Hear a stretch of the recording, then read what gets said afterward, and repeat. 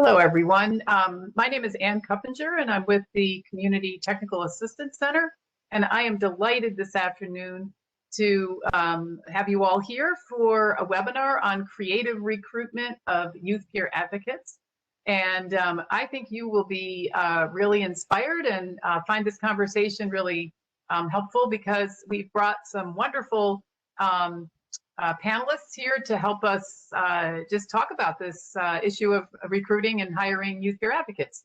So as people are signing in, if you could just chat in your name and the agency that you're with.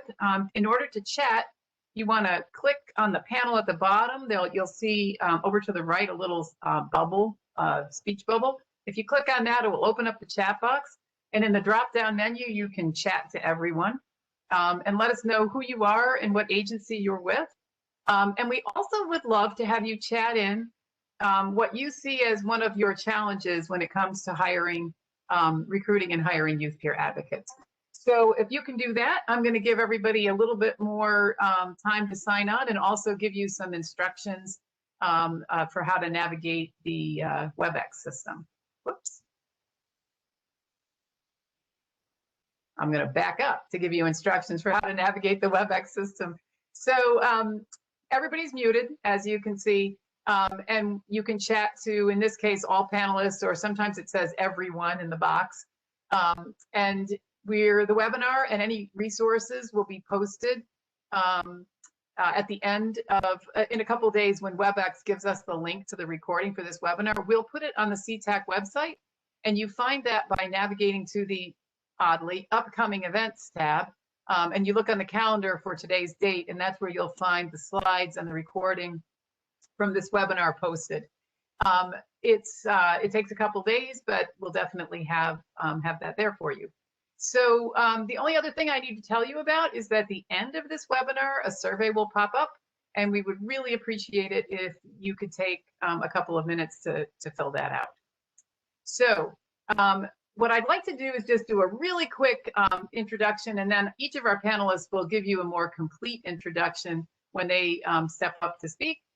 So we have three organizations with us today. We have Udelka Dela Cruz and Chris Jones from JCCA.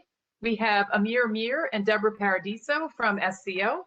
And we have Douglas Hahn and Julie Hill, who are here from the MHA of Western New York. So we've really gone from sea to shining sea here. And I am just really excited to hear what folks have to share. Please feel free to chat in your questions, because that's what will make this webinar most interesting and helpful to you. And you've got a whole brain trust here, so don't hesitate at all to ask questions in the chat. And with that, I'm going to turn it over to Azaria Georgia, who is the coordinator of Youth Peer Advocate Training and Credentialing. And she's going to be our MC for today's event. So Azaria, I'm going to pass you the baton here. I'm going to try to pass you the baton. Not interested in. So, hi guys. There you go. You're good, Ann. So I'm actually really excited to be here. I almost forgot that I needed to introduce myself, because I'm so excited to hear from these agencies. So I'm really, I hope that you're just as excited as I am. So my name is Azaria Georgia, and I am the Youth Peer Services Training and Credentialing Manager for Families Together in New York State. So just a little bit about me. In my former role, I supported agencies with the implementation and sustainability of the Youth Peer Advocate role. And prior to that, I was a Youth Peer Advocate for about 4 years. So in my current position, I am responsible for the training and credentialing of Youth Peer Advocates in New York State. And now I'm, I'm writing the training and credentialing essentially, and managing that. So now I'm going to do my best job to not rush through my slides so that I can get to interviewing our panelists. So again, if you haven't already, we'd like you to chat in some of your challenges that you're experiencing trying to recruit youth peer advocates. Our hope is really that we're able to address some of these challenges in our presentation today. Some of our panelists can I'm sure speak to a lot of the challenges. Potentially, they might also be experiencing some of these challenges. But we do want to hear from you some of the challenges.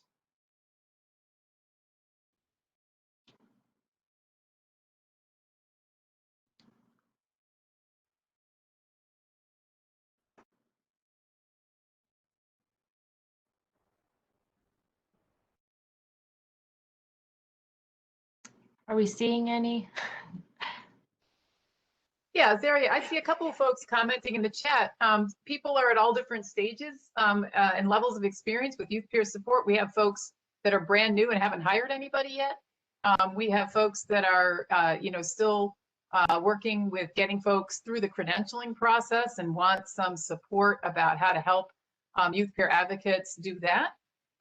There are folks from all different kinds of systems here, which is really nice. We've got people who focus on substance use services, child welfare. We have someone from OCFS and lots of mental health agencies. We have someone who said they haven't hired anyone yet, but they want to learn more about the role of a youth peer advocate. Let's see, we have some other issues that folks are identifying here that I think will take on as you do your interviews. Yeah, perfect. So yeah, I see that some are interested in learning more about the role of the youth peer advocate. We're not going to really, and the credentialing, we're not really going to go over that today, but we do have more. There are other webinars, and you can find out more information on the Families Together website. Retention, getting them to take steps to credential, committing to the position, talking about boundaries. Pay, yes, not all understand lived experience. Passion is not always there. And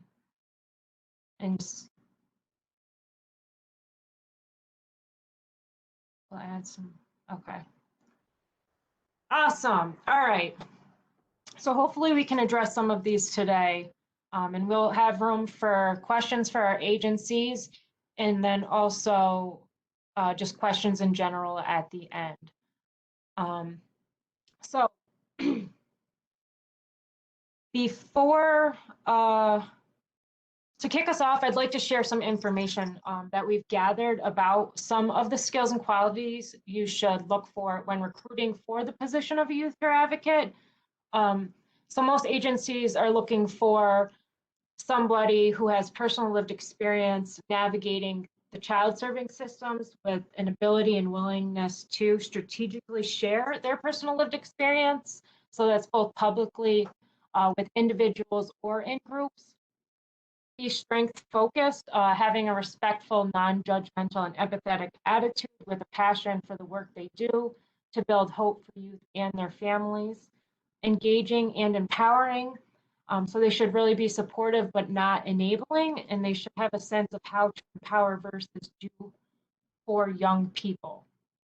They should also have some advocacy experience, including skills, knowledge, and ability to advocate for themselves and others.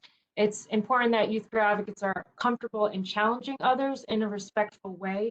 So this includes staff, top management, and community partners. And they should also be comfortable speaking up on behalf of youth. For example, they should be able to speak up and identify rules or policies that are no longer helpful within the agency or become barriers for young people.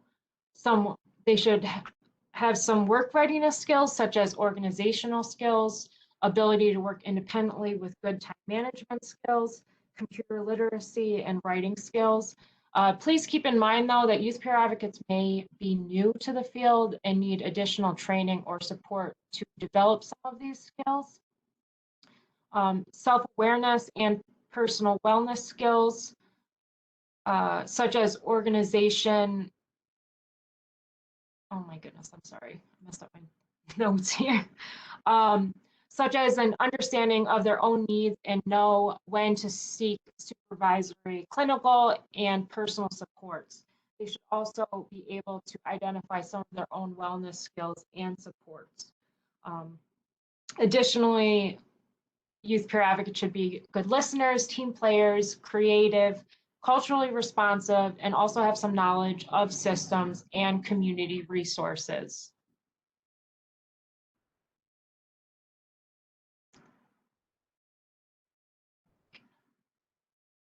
So, recruitment. When recruiting youth peer advocates, you will want to start with a clear job description.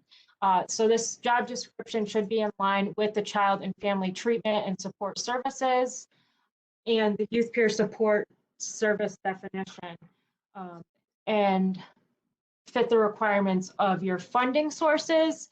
So having a job description helps everyone in the agency understand the youth peer advocate role and helps potential candidates understand the expectations and consider whether the role would be a good fit for them.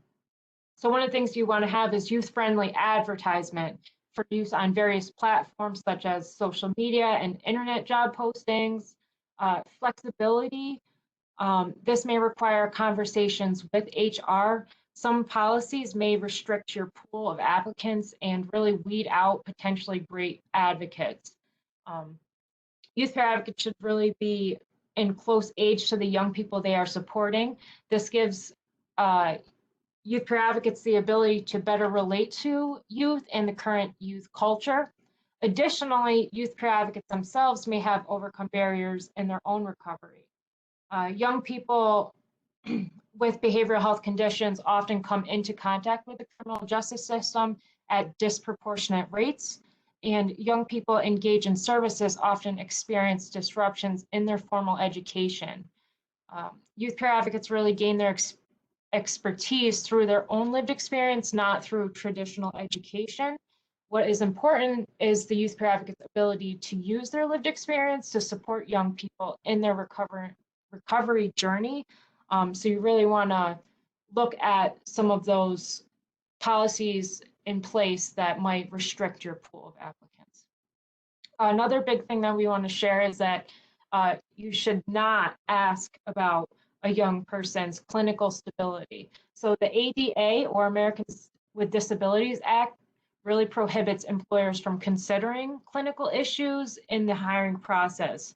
So prospective employers are not entitled to medical information and are prohibited from asking job candidates directly about their stability, their clinical stability.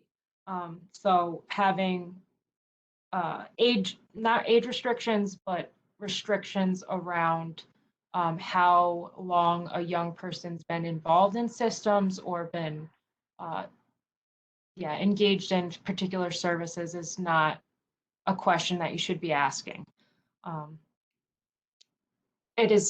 So it's really not the hiring committee's role to assess an individual's health status. It's important to note that recovery really looks different for everybody, and there is no objective way to measure an individual's recovery, and any employee may need to utilize leave for medical reasons.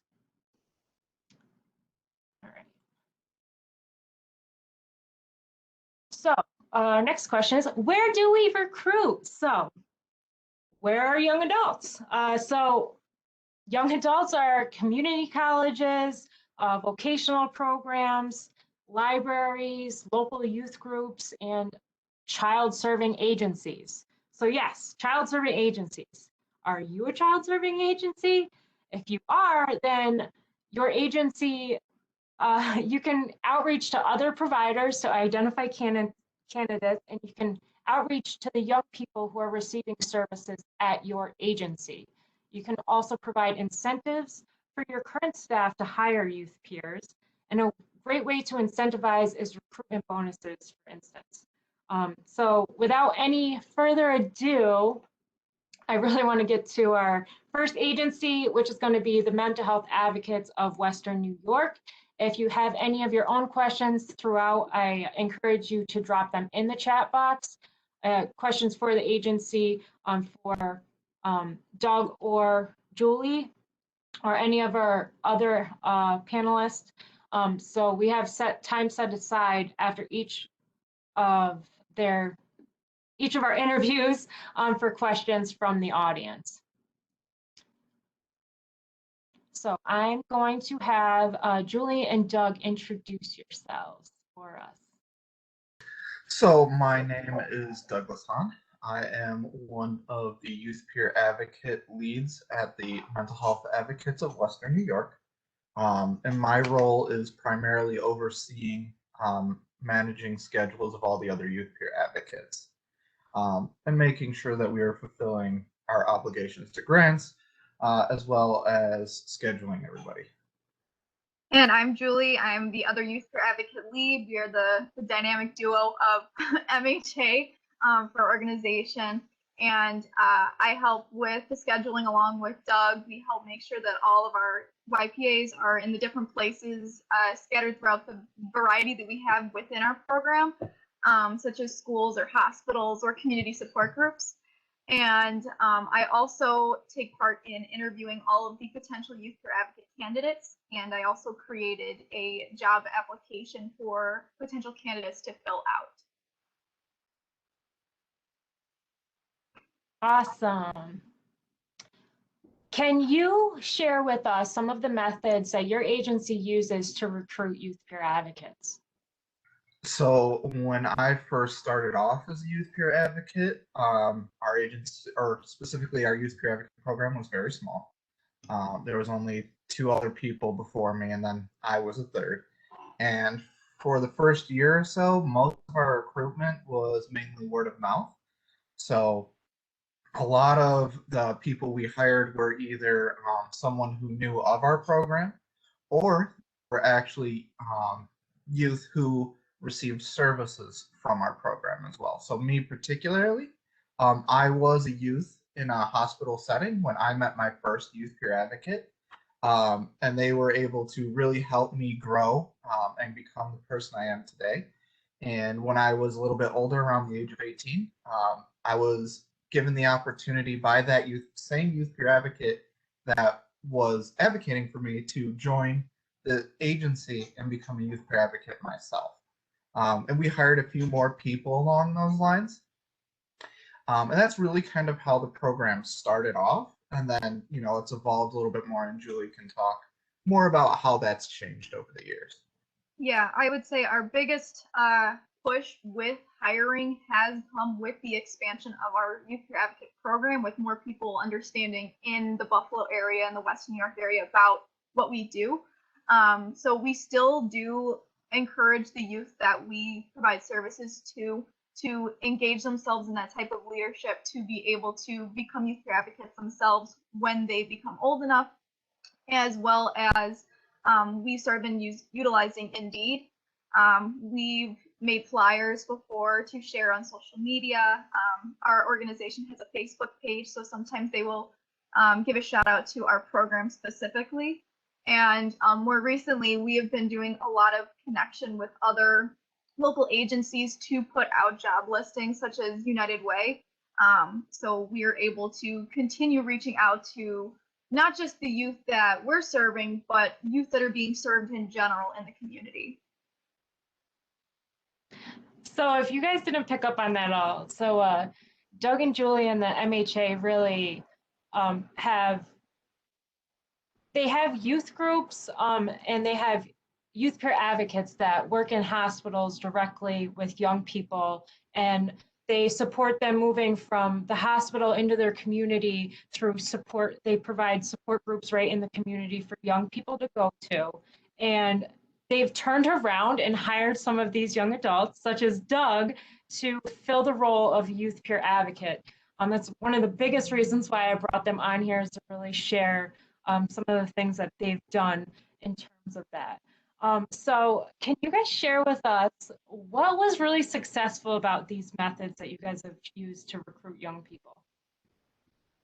I think the biggest thing is the fact that since we work with youth in a variety of settings, like most usually with the youth peer advocate role, a lot of the times it's usually that in-home work or that Medicaid billable type of stuff, and that's not really something our organization does at the moment. We do a lot of contracting, and so a lot of these youth that we work with, we can see them in a variety of settings over a longer period of time. So we may first meet with them in a hospital, and it may transition to a residential treatment facility that they're staying in, or it could transition from them going out to the community and attending these support groups. And so we can see them progress and grow and expand and learn and get to know them, over the years. And so through that work, we're able to pick up on those certain cues as they take on more leadership roles, especially in those support groups, because it shifts from them being there needing support to them coming and also giving additional support to other youth who are there. And so it tips off us that that's somebody that we should continue to work with and find out what their goals are and what they want to do when they grow up, what they want out of life in general now that they've gotten more purpose and things like that. So I think that has been extremely successful for us to be able to see these youth grow into the role as they come in. I don't know, Doug, if you have anything to add to that. I don't really think so, but again, one of the big things has really been the focus on. In the beginning, it was youth who have been hospitalized. That, like Julie mentioned, would come to our support groups for years, to the point where they would end up transitioning into a youth peer advocate role, just because they became so invested in providing those services. After seeing the real-time, first-hand benefit of them receiving and growing from getting the youth peer advocate services, to them then wanting to do that same thing. And that is specifically how my case. We have a few other coworkers that also came up about that way. That's so amazing. Would you guys mind speaking to the impact that this has had on, you've spoken a bit about the impact on young people, but what impact has it had on your agency?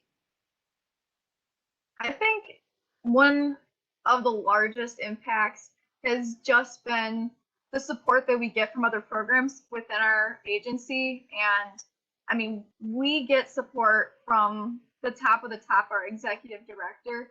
If we didn't have the support from them over the years, for them being able to continue pushing and saying, this is the future, youth peer advocates are our future, we probably would be still in a very small position that we were in several years ago, where we were just in a couple hospital settings, we were just a support group and not expanded to the level that we are now, with having, anywhere between 5 to 15 youth peer advocates within a given time. So I think the biggest thing is being able to have the support from your agency, from them to see the value of youth peer advocacy in the agency to better help the community. That's awesome. 10 to 15 advocates. That's so impressive. It sounds like you guys don't have any recruitment challenges, almost, but do you mind sharing with us some of your biggest recruitment challenges? Yeah, so I think one of the tough recruitment challenges that we have is definitely trying to find a male specific YPA to help fulfill some of the needs we have, as well as some more minority populations, trying to get them interested in the youth peer advocate role as well.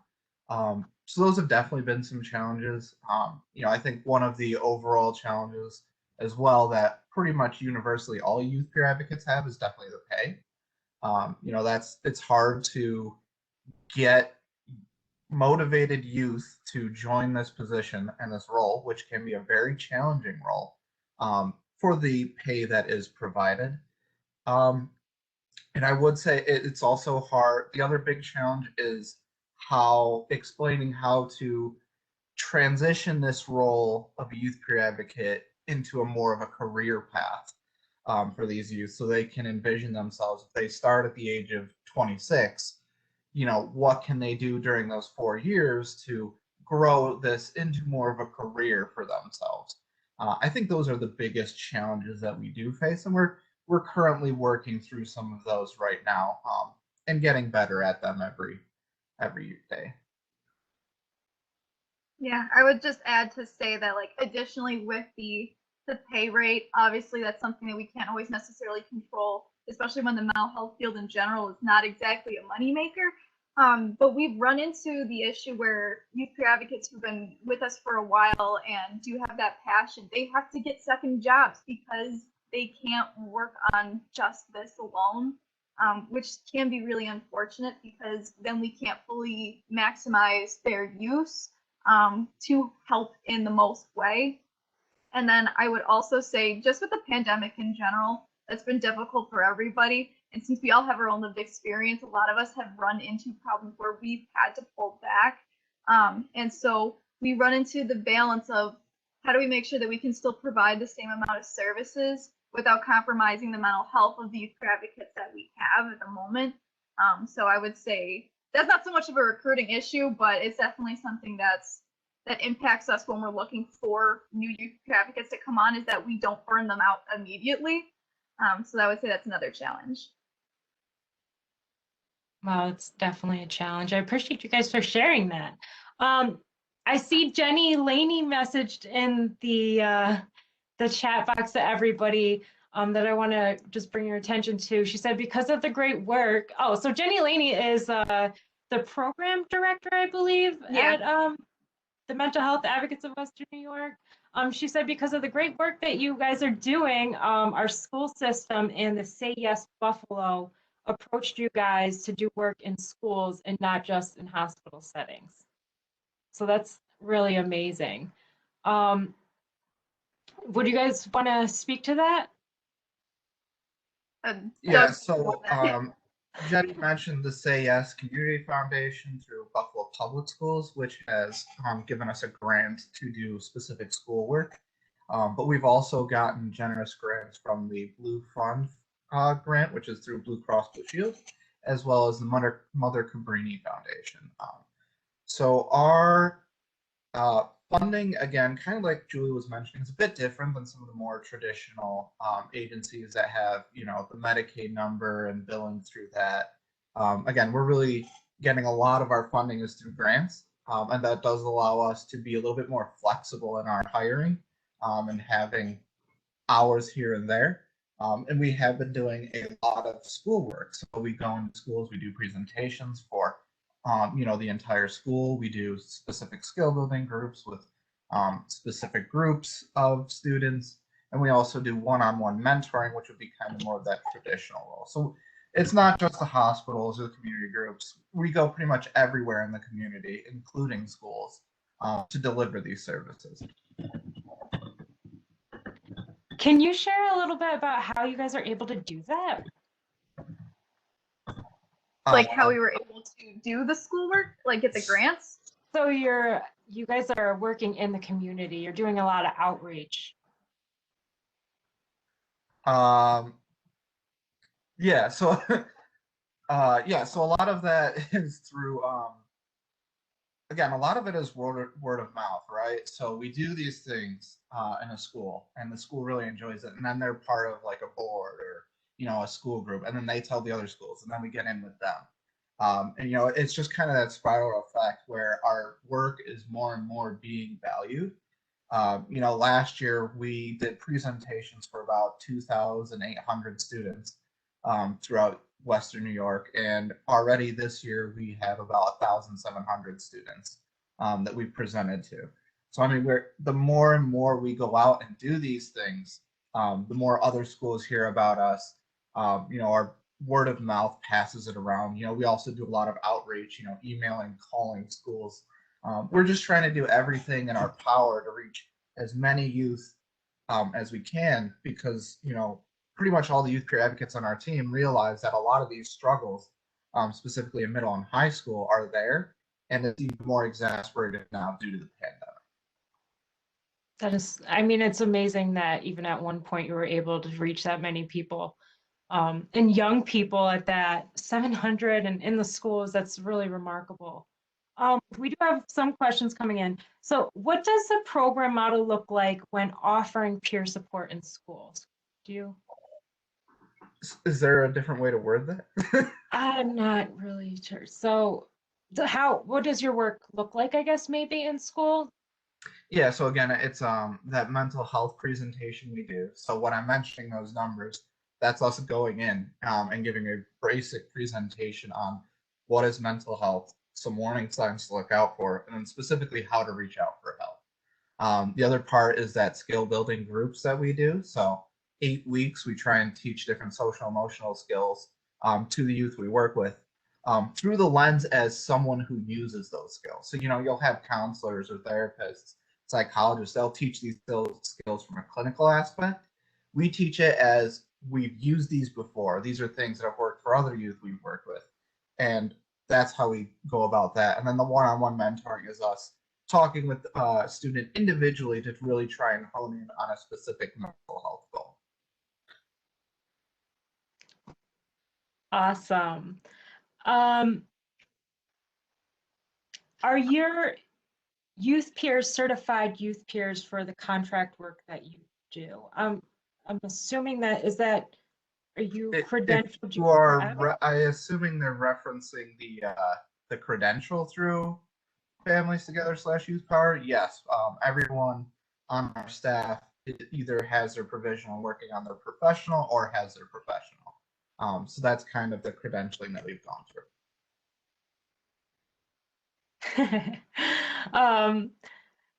I was asked, do we reach out to the MHA Western New York to partner to receive a youth peer advocate work with us in our programs? I mean, if you're in the Buffalo area, maybe. We've done it before. I mean, that's how we originally got our start before the schools even came in, is we originally had contracts with local hospitals. Now our most recent contract is with Best Self, which is a mental health clinic in the area they have a lot of locations. And so we've been able to use and share, and through other people finding out, they find that sometimes it's a little bit easier for them to just add us in as contractors instead of just hiring their own, which is fine because it's more stuff for us to do. So that's one of the things that we can do if you were interested. Yeah, they're just looking to expand their program. And that's I believe that's probably one of the ways that you guys are so great at, like, diversifying your outreach and your abilities, because you're not restricted so much by the Medicaid funding. Is that correct? Yeah. And you're also getting more praise. I'm assuming that's from, okay, that's from Jenny. If there's more questions, please feel free to put them in the chat. If you have any that are specific continuing for the MHA, make sure you specify that in the chat box as we move through our next panelists. Community skill building groups. So Janice said, yes, we're in Buffalo and working on creating community skill building groups. So who pays the youth peer advocates is what she asked. So again, our kind of, I don't know how much time I have left, but I'll try to answer as quickly as possible. Again, our funding is a more diversified, so we don't have a Medicaid number, so we're not getting paid through Medicaid. Originally, our pay comes from, our agency does a lot of fundraising throughout the year, and our program gets paid directly from the agency's budget for some of the stuff, although a lot of the pay that is given to us now is specifically through those grants. We also, for like the hospitals, Best Self, the RTFs, we have an MOU, so a memorandum of understanding, where we will provide the service and they will pay our agency for our time. Again, our funding is very diversified, so it comes from all different places. But the bulk of it is from the MOUs and the grants, while additional things are paid directly from the agency's budget. That's awesome. Hi, this is Ann. The only other Ann Cuppinger. The only other thing I'll add: you guys are amazing, and you're really speaking about something that's important for providers of peer services in general, but youth peer support also. It's really important, which is to really come up with diversified sources of funding. You can do different things with different kinds of funds, and I think, including, I think I heard you say, Doug and Julie, that you're getting some funding from a health insurance company, from Blue Cross. So, there's a lot of different ways to fund this service, and, some do have some strings attached. And that's why this sort of patchwork approach of, bringing in different kinds of funding and figuring out where and how it'll work, it will really get you a very rich program. So hats off to you for doing that. Indeed.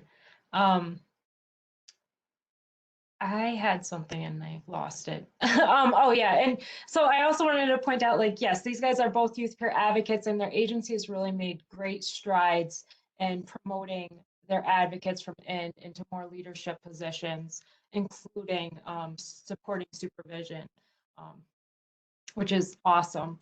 So we're gonna head on to our next panelist, which is Deborah. Oh, I will let you guys introduce yourself. Would you mind introducing yourselves and your agency and your roles there? Absolutely. Thank you, Azaria. And thanks for all the participants that are joining us today. This is truly an important topic, and the work really never ends when we talk about creative recruitment for YPAs. But with that being said, my name is Amir Assad Mir. I am the director at SCO Family of Services, Madonna Heights Residential Treatment Facility, as well as the Deer Park Community Residence. For those of you that may not be familiar with our work, SCO Family of Services is the largest human service agency in the state. We provide multiple layers of care and services. The sector that I'm in is specific to the OMH residential sector. I do oversee a 14-bed residential treatment facility, only one of its kind in the Long Island region. This region, RTFs are hard to come by. We do serve exclusively young women and transgender youth, teenagers, adolescents, ranging from age to 12 up into their 22nd birthday. And these are youth that are coming in with long histories of serious emotional disturbance, complex traumas. At the end of the day, I'd like to say that we're in the hope-making, industry, because that's truly what we do. When you look at some of the comprehensive needs of our clients, this is literally God's work that we're doing here at Madonna Heights. We are also a trauma-informed program, credentialed and certified through the Sanctuary Institute. We are going on our 10th year, and that includes every single one of our Madonna Heights services. So we have 6 co-located programs on our campus, as well as several emergency shelters and our community residents as well. And like I said, I've been here for 10 years. Very passionate about this work, and I'm looking forward to telling our story as to how we evolved with the YPA role in this program.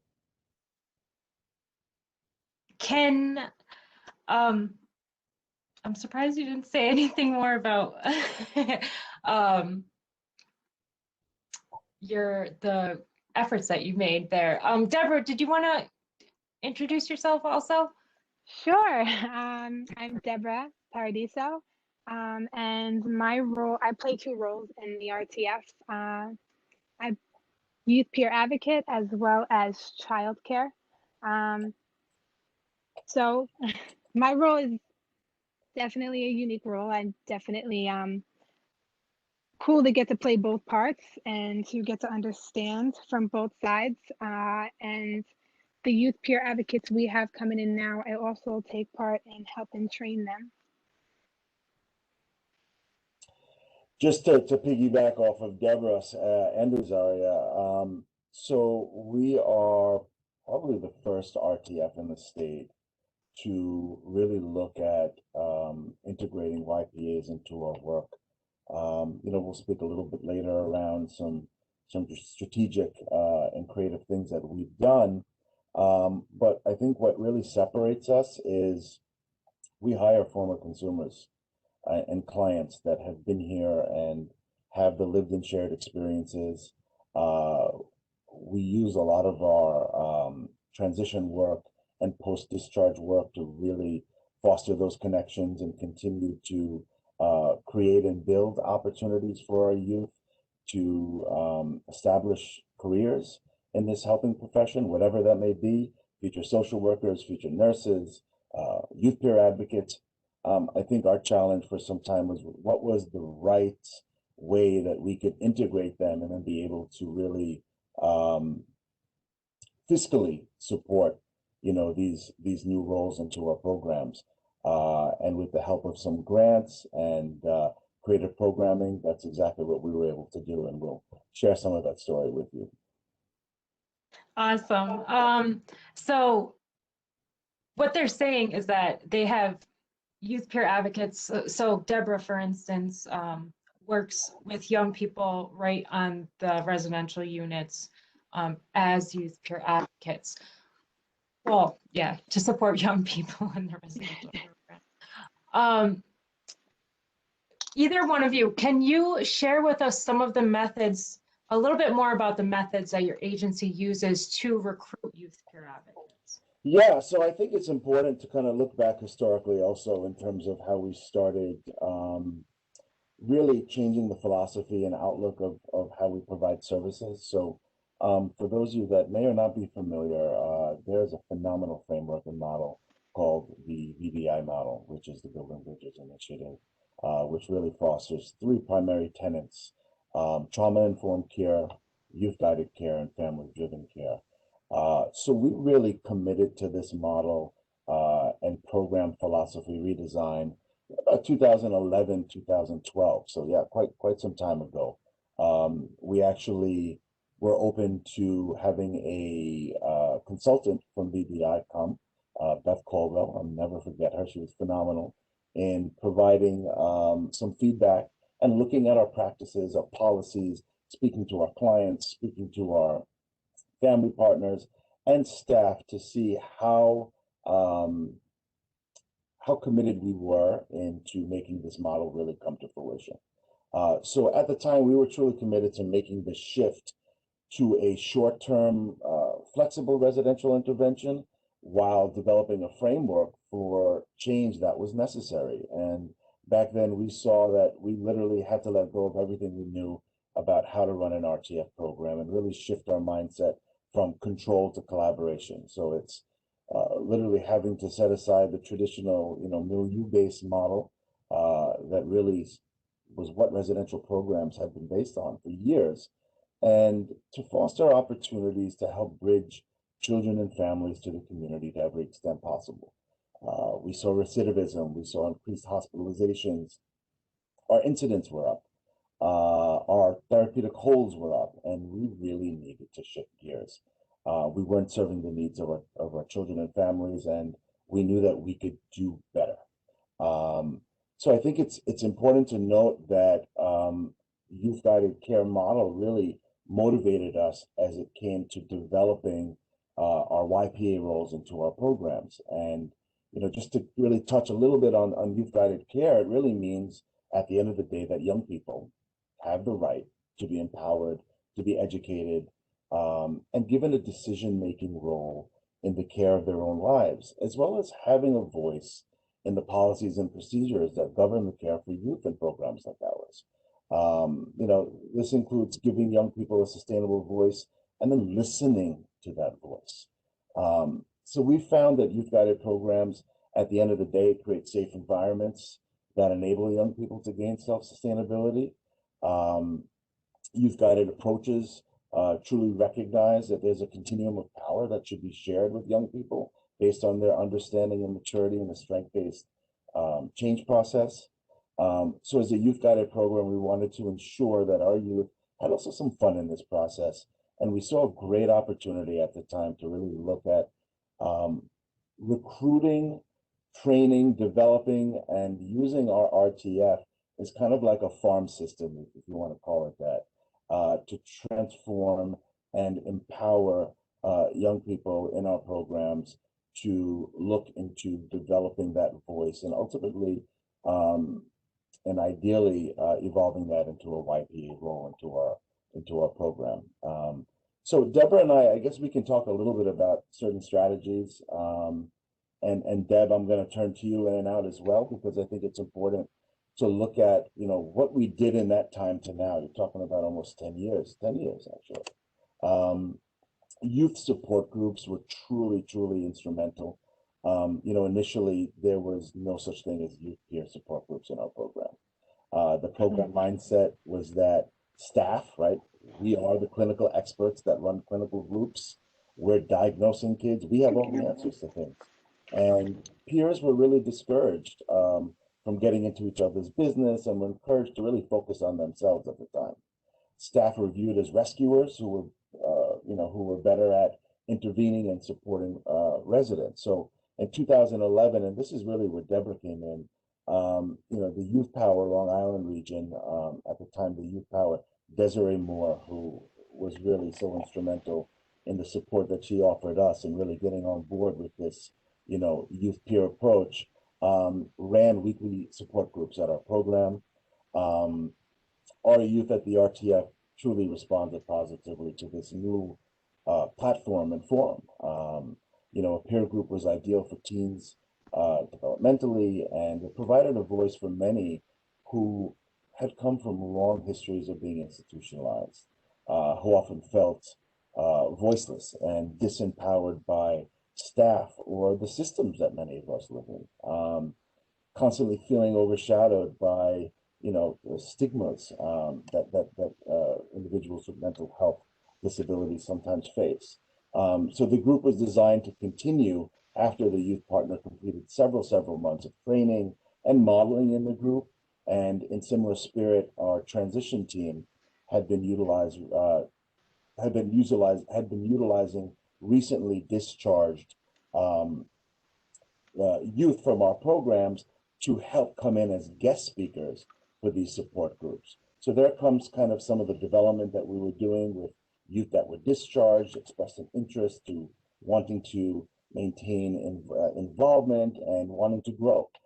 So the youth partner is also working with our youth partner at the time was also working with our transition team and also developing curriculums around how to support some of the support groups that I'm talking about.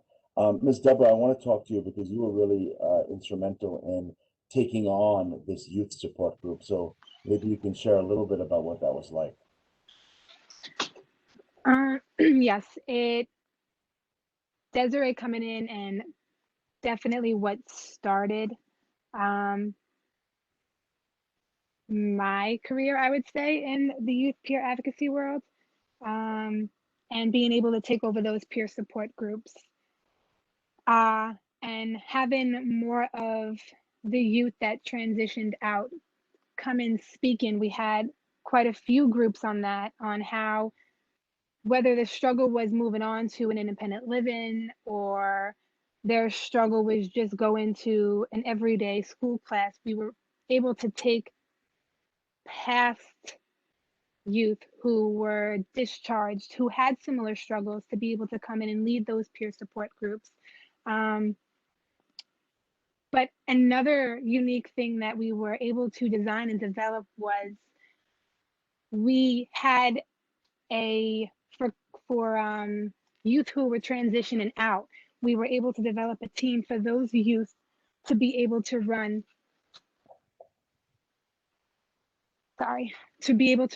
support on the unit. So we were now training the youth who were currently there in wanted to become youth advocates themselves. We were now training them before they were even discharged. And that was a way we were recruiting at the same time. Some of those youth that were with us at the time are now our youth advocates.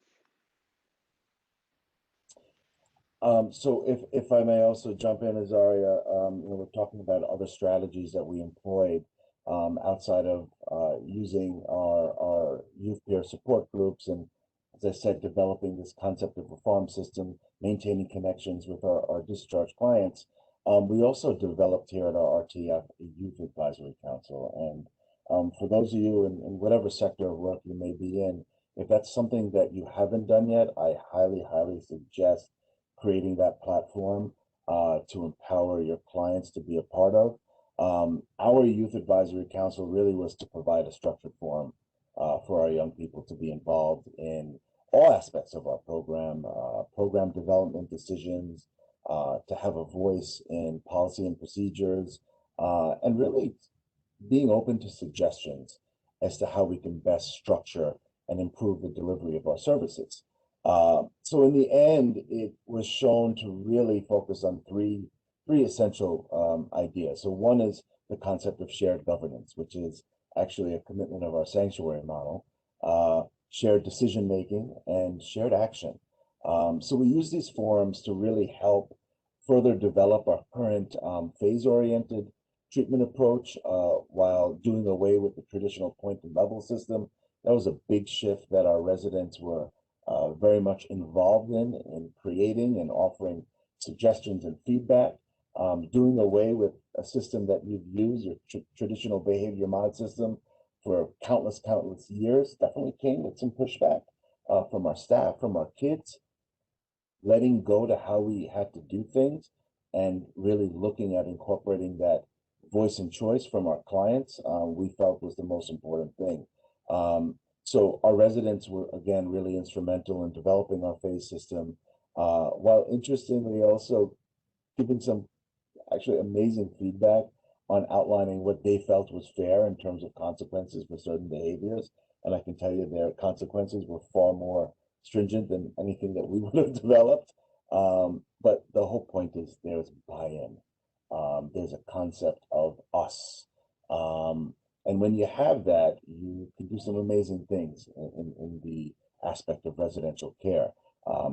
As youth began to feel empowered, this morphed into other advisory councils, a food advisory council where youth had the ability to, make decisions in terms of some of the, choices of meals, breakfast, lunch, dinner, meeting with our culinary group, being sanctuary model ambassadors, sitting in on our core teams. So it was truly a unique shift that we made here, and it really started to grow and blossom over the years. At the time, we were using our Bridger budget and creating stipend jobs or internships for our youth peer advocates in training to facilitate some of these groups, to create some of these unique programs that I'm talking about. What we also did is we identified the youth who were excelling in our program and were at our highest phases of our program, which is transition phase and discharge phase, and really creating opportunities for them to advocate for themselves as to why they thought they should be RTF youth peer advocates. So as I said, we provided stipends and really started to develop them in their roles. And then ultimately our team and the peer group voted them in. And we felt that that was really an instrumental shift in creating future job opportunities for us. And for some of them entering the YPA field professionally. Deborah, do you want to add to that at all? No, I think you pretty much touched on it. I'm not going to shut up, Azara. You know that. So I know, you're so great though. I just want to add one more thing, because You're fine. we're talking about, like, informally how we're trying to really think outside of the box and get creative. You have to remember, fiscally, we're our numbers are very specific as it relates to our budget, and there's really no money within our program at the time that was carved out distinctly for youth peer advocates and family advocates.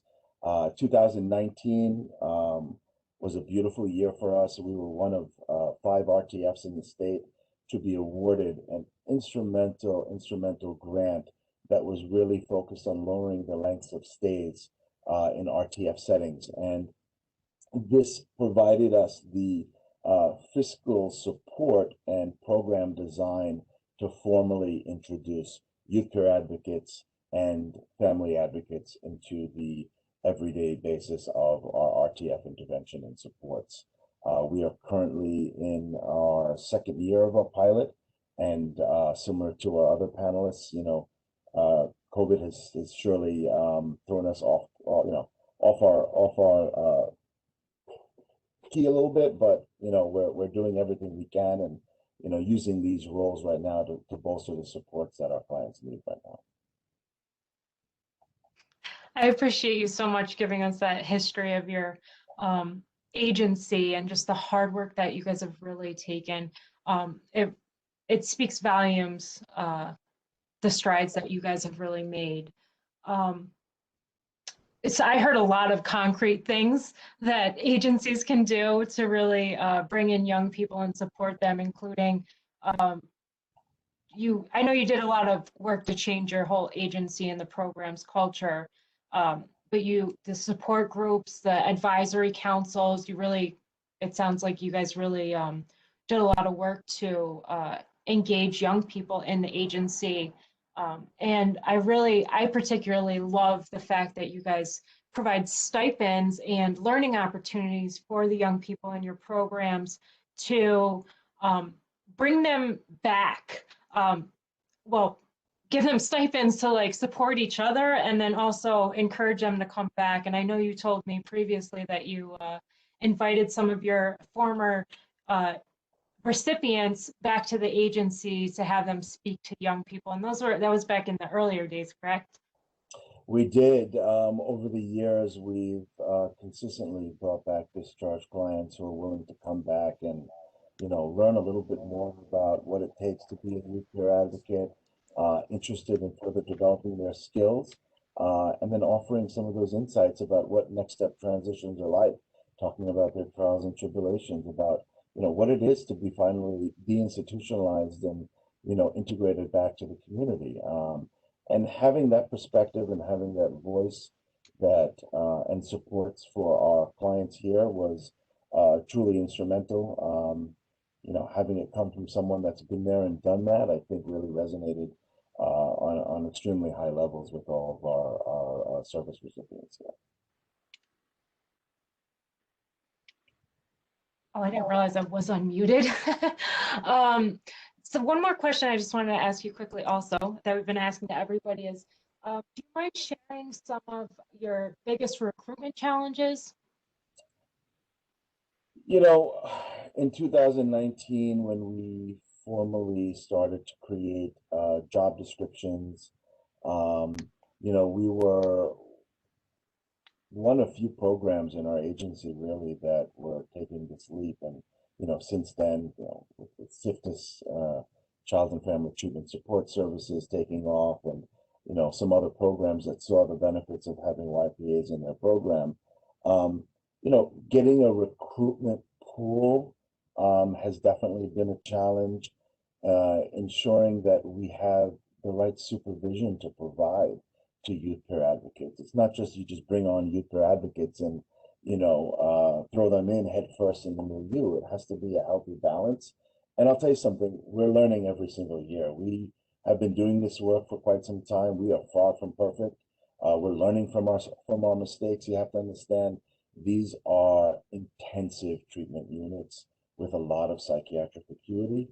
We have to be sensitive to the fact that some of our YPAs, some that may not be so far removed from being service recipients here, the potential for vicarious trauma to develop if they are overly exposed to some of the acuity, can be difficult to work through. And that's something that our transition supervisors are constantly sensitive to, really ensuring that there's structured schedules for our YPAs where they're pushing in supports and really ensuring that the supports that they're offering are distinct. And, we're not just, again, pushing our YPAs into some of these settings where they're going to be inundated and overwhelmed, because that's something we definitely don't want to do. Awesome. Deborah, I just want to ask you a question quick also, because I know Amir's very, he talks quite a bit and he's got a lot to say and we want to hear what he has to say, but we also want to hear from you, Deborah.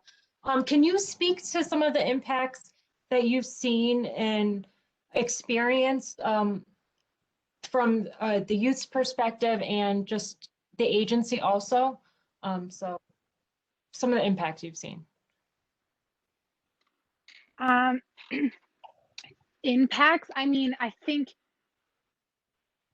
just the fact that we were able to take some of our youth and bring them back, I think gave them that sense of hope.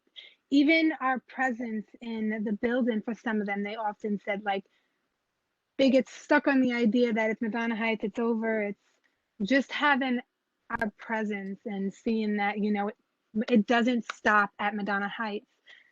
Spoke great value to them.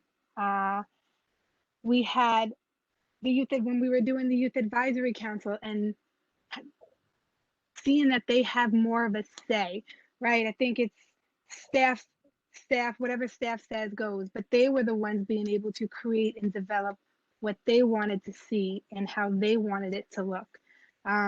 So I think it gave youth that something to look forward to. That's awesome, Deborah. Thank you so much. I also want to, so we're going to wrap up here, but if you have any specific questions for Amir and or Deborah with SCO, make sure you put that in the comments, but we're going to move on, and I'm going to let Chris and Udelka introduce yourselves. Hi, good afternoon, everyone. My name is Udelka de la Cruz, and I am the program director for the Family Resource Center and Parent Advocate Program here at JCCA in our Brooklyn office. I'm Christopher Jones. I'm the youth advocate at JCCA at the Brooklyn office as well. Can you guys share a little bit more about your agency and your roles there?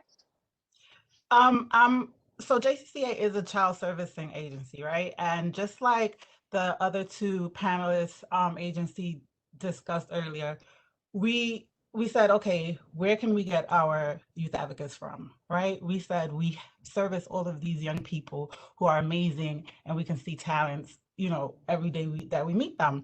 So we already had our youth advocates through the Family Resource Center who were doing amazing work, running amazing groups. And we thought, what a perfect way to train our future youth advocates than to use our very own Family Resource Center youth advocates. So we began recruiting with our foster home services program, our prevention program, the OMH and the B2H waiver programs, as well as our 2 schools that we have.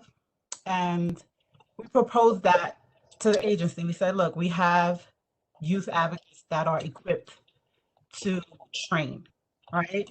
And we have youth that will be aging out of our agency who will be great in doing this work. And knowing what the future was, moving towards, this was 2017 when the SPA services were, in the making. And that's basically how we started. And we started a youth peer advocate track that prepare youth between the ages of 19 and 21 with the skills that they would need to become peer advocates. And I will pass it to Christopher because he really wanted to talk about some of the trainings that he provided in these youth peer advocate track. Yes. How you doing again, everybody? So when I joined JCCA, when I was hired back in 2018. Prior to that, I was the youth ambassador at ACS. So when I transitioned and I was given the task to come up with credentials for the youth advocates, it was kind of like, it was not easy, but it's something that I was kind of into already because I was getting a lot of trainings in becoming a youth advocate as well. So some of the trainings I was doing is like time management, strategic sharing, how to share your lived experience in order to like actually reach the youth and get the message across and whatnot. I'll say, I'm sorry, you have any questions? You're good, Chris. All right. I'll say that most of the youth came from the community, and the community that actually I'm from Brooklyn, so a lot of the youth that was in the program was from the same neighborhoods that I grew up in. So I was able to give them resources that I used myself and whatnot. Yeah, anything else you want to go? Yeah, we do have questions. It's Chris. Thank you, Chris. No problem. Okay, so our first question is, can you guys share with us some of the methods that your agency used to recruit youth peer advocates? So you spoke about the youth peer advocate track, and we have an outreach coordinator that works with our Family Resource Center who along with Christopher and our previous youth peer advocate went to schools and different parts of our agency to promote the program. It was open to not only the youth that we serviced in our agencies, but to their family members as well. If they felt that they met the criteria, they were also invited to join the program.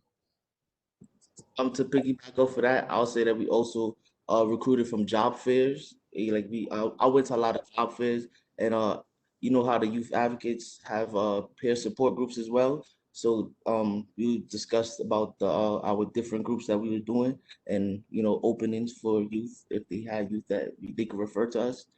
Yeah, so yeah. Awesome. So what was successful about some of these methods that or this program that you guys put in place? It was the youth track, right? Right. So we had two very successful candidates that came out of, that graduated from the program. One who we hired and is currently Christopher's counterpart, and another young person who was, she wasn't able to join us, but she did participate in award ceremonies and fundraisers, and she met with the CEO, and she just was able to share her story and the relationships that she made and the connections that she made. She can take that with her, and those skills. She received one-on-one coaching. So there was a lot of things that she benefited from while being in the track. And we were trying to keep her, but the per diem work wasn't, she needed something to really sustain her. But those were two of the most success that we had. And then also bringing awareness.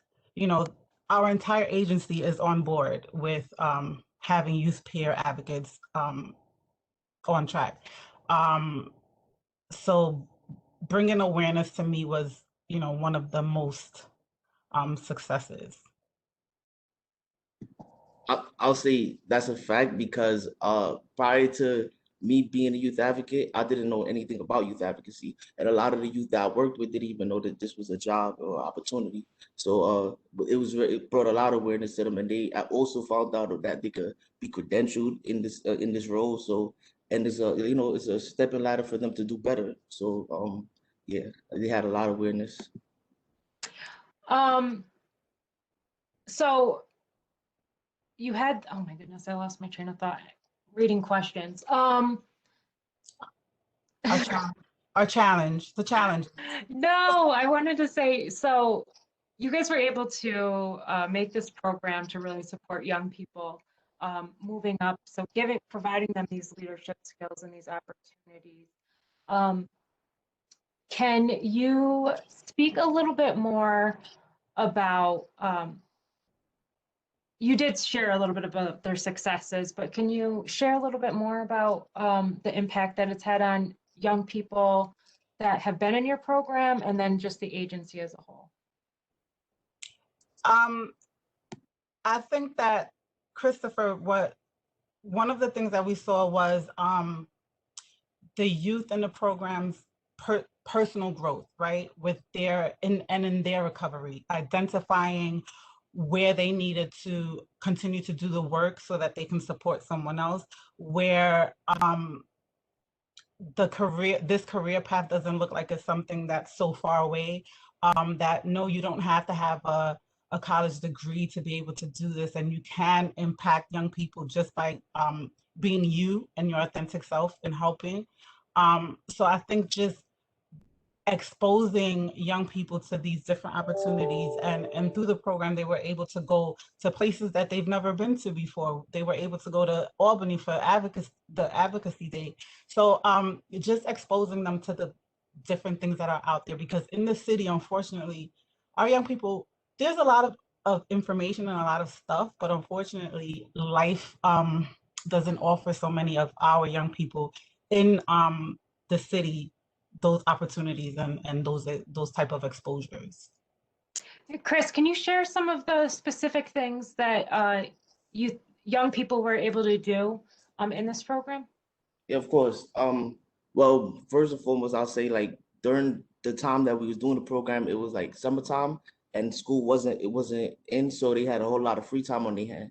And you know, in Flatbush, in Brooklyn, there's a whole lot of bad things when you have free time on your hand. So they were able to like actually come to a place, a safe place, and have conversations that were like that needed to be had and they wanted to talk about. But you know, amongst their peers that they were with, is like they don't have these conversations, and they had a lot of good things to say, and like, you know, a lot of good a lot of good things came out of like what we were speaking about, you know, awareness, like, you know, they got to understand what was going on, like trauma. Like they didn't know that a lot of the things that was going on in the neighborhood, they thought that those was like regular things that happen, you know, seeing a shooting or hearing about things happening on the news in the neighborhood, they thinking, oh, it's regular, but that's really like trauma that really impacted them. And when we spoke about it and did a lot of research on it and had them understand about it, then they really got to understand like, wow, this is not like normal. It's not a normal thing. And it did impact me, you know, so they were able to now fix it, try to work on themselves. So even if also like we worked on resumes, we were able to find jobs for them. So if they were not able to work, like get hired by the agency because of their age, but you know, I was gonna speak on that later. That was one of the challenges. But if they were not able to get hired, we still worked on their resume, still helped them to go look for jobs within the community, you know, something that they were actually wanted to do.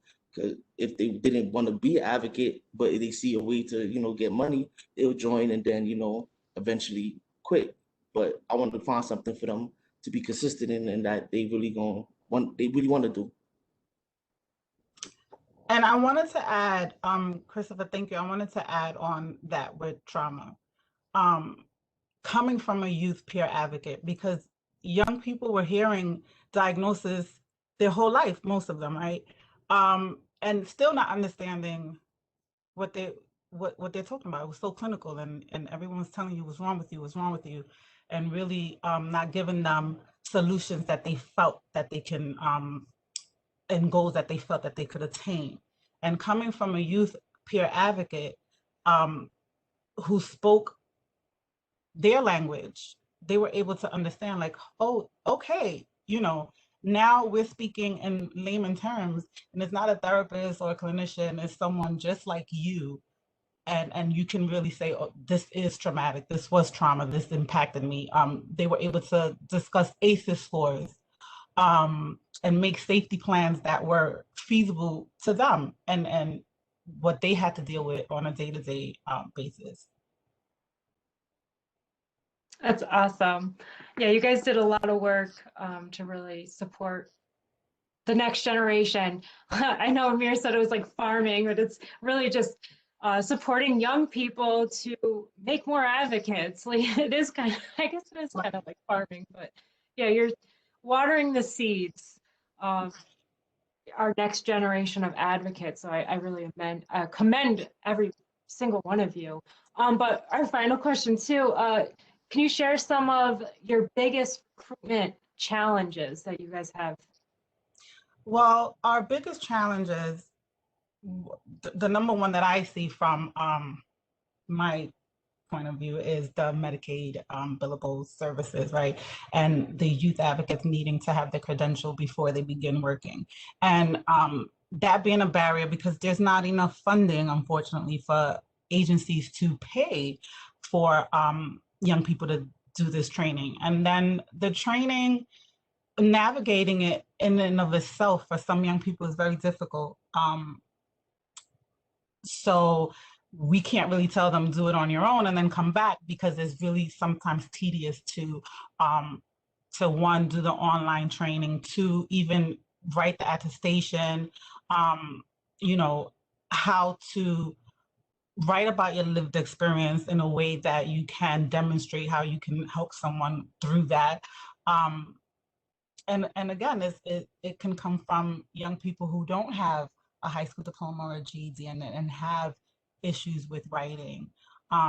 So that support really isn't there beforehand, and that's what we were trying to do through the youth peer advocate track. But the credentialing wasn't in place at that time. Had it been in place at that time, that's what we probably would have really focused on.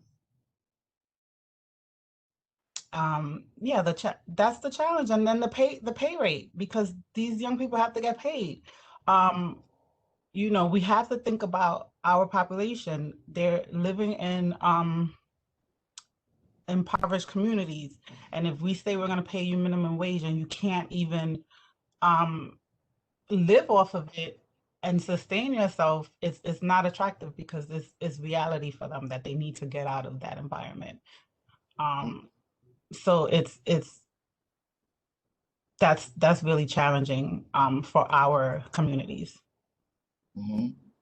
And I will also share that like one of the challenges was like the incentivizing them. Like at first it started off with they were getting stipends or whatnot, but also they were filling out like timesheets, basically practicing for when they do eventually get the job. And the stipends motivated them to come, you know, because it's like work, and they was getting money to you know, be there and learn the role and position and whatnot. So the when that stopped, that kind of not that demotivated them, and like, you know, they kind of had to find another way to survive. And also another challenge was the age, because a lot of the age groups was like 17, and some of them were like 18, 19. However, like they I believe it was 21 they were looking to hire. Yes.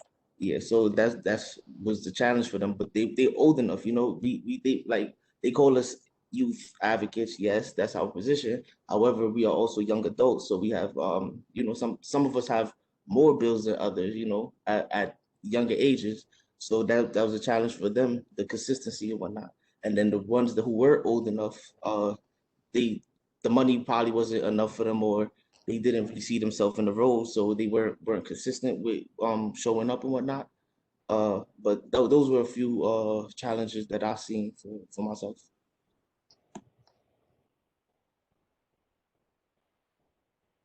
Awesome. Thank you guys for sharing that. I know we're short on time now. If you guys do have any questions, please send them in, and I'm gonna try to run through the rest of these slides with some information for you guys, and then we'll try to sneak in a question or two if we can get that. So I just wanted to finish up our slides. So from what we're hearing from everybody is that it's really best to try to grow your leaders from within. So having supportive leadership, support leadership skills in young people, provide opportunities for them to participate in youth councils, leadership training, or similar activities. These types of opportunities really give natural leaders an opportunity to rise to the top. Have them interact with organizational leadership. Current youth peer advocates or adult supporters can really help prepare young people to have conversations with leaders, and it really supports your leadership, professionalism, and advocacy skills in young people. Invite outreach to your alumni, invite them back, speak to youth and staff about their experience, let them speak to staff and young people about their experiences, because these interactions will help your organization better meet the needs of young people you serve, and it supports young people within the programs and helps you identify potential youth peer advocates in the future. And then just support advocacy experiences overall. Seek out youth advocacy, your local, state, and national activities, and really encourage youth to attend these. You can support them by covering costs, transportation, and also sending staff support.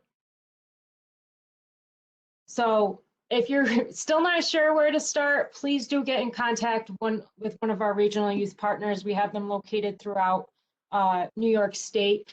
This is available for you in the presentation at the end. They provide technical assistance.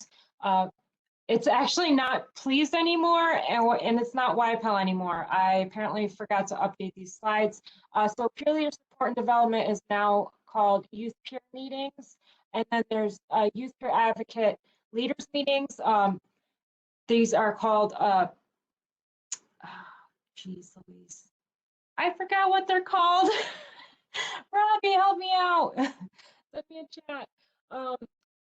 There's supervisors peer meetings, I believe, is a yeah, I will update the slides and send them out. So the youth peer meetings are specifically for youth peer advocates, and then supervisor meetings are specifically for supervisors to really support you guys troubleshooting and working through integrating youth peer advocates into your programs or agencies. So they're here for you. And then we also are, this information was a part of, some of this information was a part of our hiring toolkit, but this is going to be coming really soon to you. Please keep a lookout for it in your emails. And then our final slide is just, oops, I don't know what I just did. I think I accidentally zoomed in on my end, is my contact information. There's more information about the training and the credential, and then the service overall. We have a brochure. Everything's going to be changing over to the Families Together New York State website here soon. So if at some point you cannot find this information, please just go to www.ftnys.org. And now, if there's any final questions, please send them in. I do want to kind of point out something that Jenny shared about the work that SCO has been doing. She said that the changes that SCO has made has really supported them obtaining hospital contracts. So OMH put out an RTF for reducing restraint and seclusion. At that same time, they started meeting with a local hospital, Bryland, in Erie County, and the Erie County Medical Center, and they asked for youth peer advocates to work directly on the hospitals. So their first MOU was in 2012 at the time when there were initiatives to really reduce restraint and seclusion. So these things really do tie into each other, and there's funding out there. We just have to ask for it and advocate for it, and we will see these changes. Not seeing any questions. Anne? So someone asked a question a while back about, is there a database of youth peer advocates that they can look at when they're hiring? And I think that it kind of works the other way. So Youth Power and Families Together have a tool on their website where, well, they have two things. They have a tool where an employer could look up someone by name and ascertain whether they are currently have an active credential. But the other thing they have is a job board. So if you are hiring, you can post an announcement on the Youth Power Families Together website. And, you know, that's just one other method. It's not, you know, it's, you know how it is. You have to sort of put it everywhere. But that may be something that we should look at publicizing a little bit more, because you never know. Somebody may be in one part of the state and interested in working somewhere else. So cross-pollinating a little bit might help. Yeah, I posted the link for our employment board right into the chat box for you. But again, it's on the workforce development. It's on the Families Together website, right underneath workforce development. Right now, it's in a little bit of limbo, but we're developing it, and you should be able to find everything right underneath the Families Together website under workforce development. And yes, we have the job board. We have YPA and FPA credential verification tool. You can see the status of youth peer advocates if they have their credential. And if I'm not sure it says when it expires, but it does say whether or not they are credentialed to provide the service. Any last questions? Sorry, Ann. I don't see any other questions that you haven't addressed, Azaria. I have so many I want to ask, but time is short. But I just want, I mean, I'll let Azaria wrap this up, but I want to put a plug in for, this is still a relatively new service, and you all are really just demonstrating how important the foundational belief that young people with lived experience are capable and competent and can really, really be an important part of other young people having a vision and hope. Somebody talked about hope. Chris talked about just seeing that, like, this is a possibility. I think this is such important work, but I know it's very difficult in lots of different ways, finding enough money to run a program and the rate sometimes being challenging, and the amount of supervision time that you want to provide to be sure that everyone is successful. So, you know, those are not easy problems to solve, but Youth Power and Families Together and CTEC, together with all of you, are really interested in whatever we, you know, hearing from you about what your needs are and how we might be able to be helpful in everything from, you know, bringing in somebody to do a presentation on a topic to hosting conversations together with the regional youth partners that Azaria mentioned. Like, please be in touch with us about what your needs are, because that's how we can shape best how we can be helpful to you and to other people who frankly are maybe on this call, or those who are not on this call, who are really, you know, still trying to wrap their head around this idea. And so I think you guys are real beacons of hope to me as we do this work. So with that, I'll turn it back over to Azaria for whatever final comment she has, and use that survey tool that pops up to let us know if you have any needs that you can identify right now. Yes, thank you, Anne. Another big thing, Amir did not say it, and I'm just going to say it because if I give it to him, he's never going to stop. Because he's amazing. Their program reduced their amount of restraints over, oh, geez, Amir, I'm going to have to ask you. Yeah, absolutely. So we have essentially reduced restraints from our program. I could probably count on two hands how many we've done over the course of the years, several years, and that shift did not come overnight, but it does take a shift in mindset, a shift in the lens that we look through when it comes to providing the residential interventions that we do, and I'm very grateful that we were able to really collectively commit to reducing restraints from our program. We've had the lowest in the state, at least for the last 10 years. That's amazing. It's truly remarkable. I just want to thank every single one of you guys for being here. If you guys have any additional questions, or if you'd like to follow up and hear from any of these guys more and the work that they're doing, please make sure you're very clear in the that final survey, because I would personally love to bring any of them back to hear more from them and interview them, and I'm sure they would love to come back. But we definitely need to hear more from you guys of what you want to hear. So please feel free to fill those surveys out. And I think that's basically it.